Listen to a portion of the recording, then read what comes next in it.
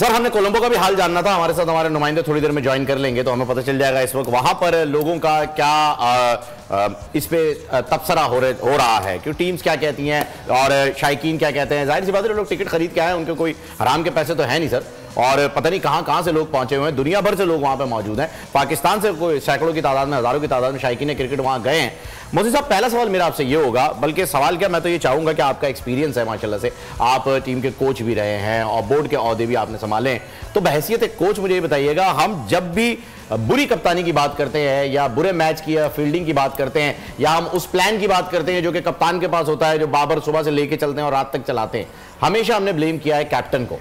लेकिन यहां पर कोचेस जिनकी मिन्नते तरले करके हम आए हैं कि अल्लाह के वास्ते नहीं साढ़े कोल आ जाओ, साढ़े कोल कोई भी नहीं आ रहा है, तुसी गोरे हो आ जाओ, उन गोरों को जो हम पकड़ के लेकर आए उनकी इन्वॉल्वमेंट नील बटा सन्नाटा नजर आती है।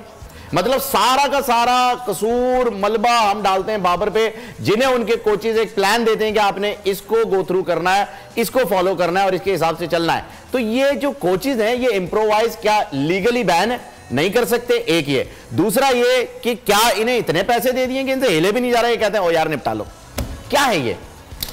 अकाउंटेबिलिटी नहीं है, पूछ नहीं है, पकड़ नहीं है। मैच जीत जाएंगे वाह हो जाएगी, मैच हार जाएंगे डिफेंस किसी ना किसी तरह डिफेंड कर लिए जाएंगे। दूसरी बात आपने बड़ी एक वैलिड बात कही कि मैं दूसरे चैनल्स पे भी देख रहा था कि बाबर ने गलती की, बाबर ने गलती। तो आप क्या कर रहे हैं ड्रेसिंग रूम में बैठे हुए? आपका क्या काम है? आपका काम है कि अपने कप्तान को, अपनी टीम को गाइड करना। और हमेशा ये होता है फ़हीम के बैटिंग फील्डिंग में, बैटिंग में दोनों में 2 से 3 मिनिमम गेम प्लान तैयार रहते हैं कि हम ये अप्लाई करेंगे, ये अगर सक्सेसफुल हुआ फौरन ये करेंगे, किसी यही ऑपोजिशन हमारे ऊपर हावी ना हो जाए। आज उनकी तकरीबन 100 रन की पार्टनरशिप हुई, बिल्कुल।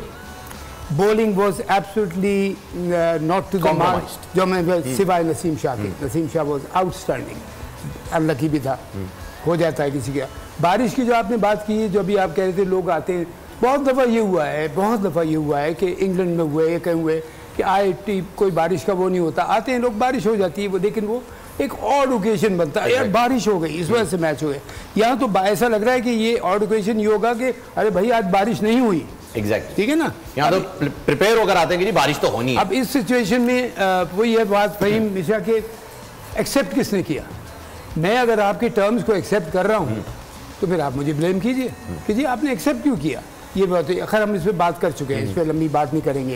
लेकिन coming to the main point, देखिए कोचेस का काम होता है, और ख़ासतौर पे फील्डिंग के टाइम, कि बैटिंग के टाइम तो होता है कि अपने पास, आपके पास बैट्समैन भी बैठे होते हैं, आप उनको गाइड करके भेज देते हैं, जो जा रहा होता है उसे बताते रहते हैं, बिल्कुल। लेकिन फील्डिंग के टाइम आपके पास मैसेजेस पास ऑन करने के लिए होते हैं, और फिर कप्तान को आप क्या करते हैं, इतना कंफर्ट जोन देते हैं।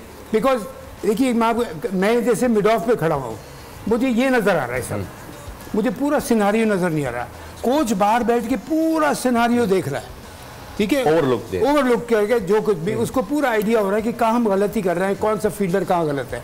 अब जैसे शाहीन शाह अफरीदी की एक मिसाल दे रहा हूँ, शाहीन शाह अफरीदी को ऑलरेडी थोड़ी सी बैक प्रॉब्लम हुई भी थी जो बाद में हो गई थी, आप उससे थर्ड मैन पे फील्डिंग करवा रहे हैं, आप उसको करवाइए मिड ऑन पे कराइए, मिड ऑफ पे कराइए, कि उसको सामने, अब थर्ड मैन का एरिया जो है वो विकेट कीपर के पीछे से लेके तकरीबन पॉइंट के पीछे तक, ये पूरा एरिया जो होता है ये थर्ड मैन का एरिया होता है। यानी कि वो बॉलिंग भी कर रहा है, फिर वो अगर थर्ड मैन की तरफ बॉल भी जाता है, की तरफ भाग भी रहा है, फिर वो भाग रहा है, उधर कर रहा है, फिर आगे 6 ओवर का बॉल कर रहा है, उसको करना भी है, वो हमारा मेन वेपन वो है।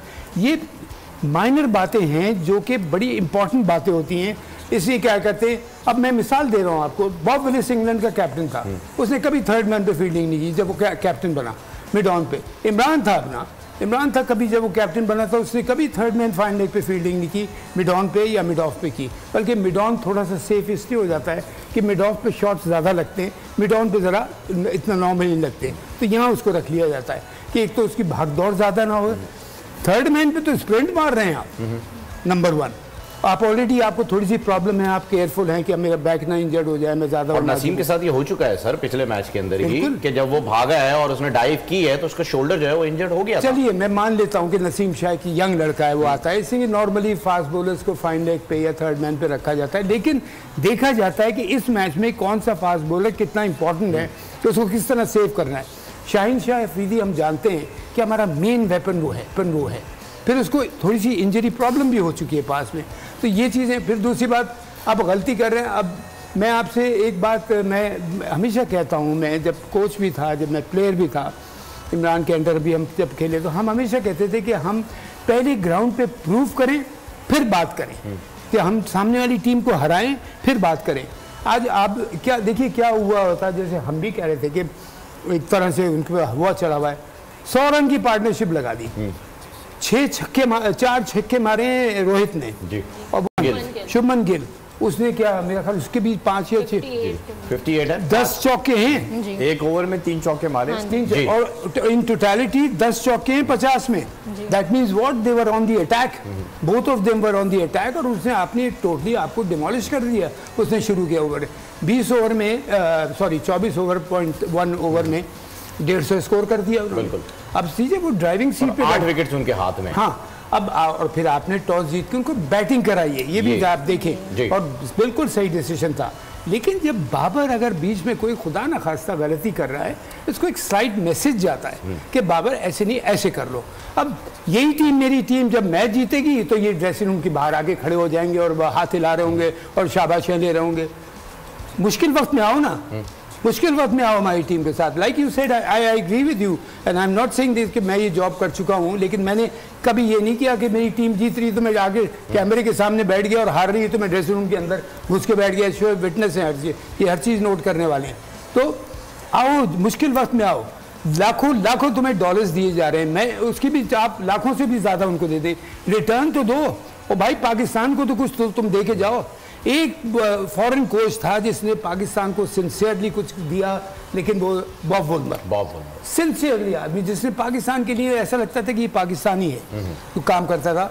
ठीक है, जितनी उसे सक्सेस मिली, लेकिन सिंसियरिटी देखी जाती है। जैसे कहते हैं ना, टीम की ग्राउंड में एफर्ट देखी जाती है कि एफर्ट क्या कर रहे हो, मेहनत कर रहे हैं, ठीक है, कैच छूट गया, नो प्रॉब्लम, यार ट्राई किया ऐसे पूरी। अब शाहीन से जो कैच छूटा है 99.9% वो कैच छूटने वाला था, आगे वो डाइविंग कैच था, आगे वो डाइव मारता, पता लगा ड्रेसिंग रूम में चला गया, पता लगा 3 मैचों के लिए वो नहीं खेल रहा, नहीं रिस्क नहीं ले सकते, नहीं ले सकते। तो आप उसको कहाँ कि वहाँ आप उसको लेके आए मिडॉन पे, मिडॉन की तरफ लेके आए, जब वो सीधा देख रहा हो कि उसको ज़्यादा इतना मूव करना पड़े, ये तो ये बातें हैं। और फिर मैं बाबर को बिल्कुल अकेला ब्लेम नहीं करूँगा। हाँ, इतना करूँगा कि तुम उतरते हो एक प्लान के साथ, तुम्हारा दूसरा प्लान कहाँ है? उनके 100 पे कोई आउट नहीं है, तुम्हारा दूसरा प्लान ही नहीं है।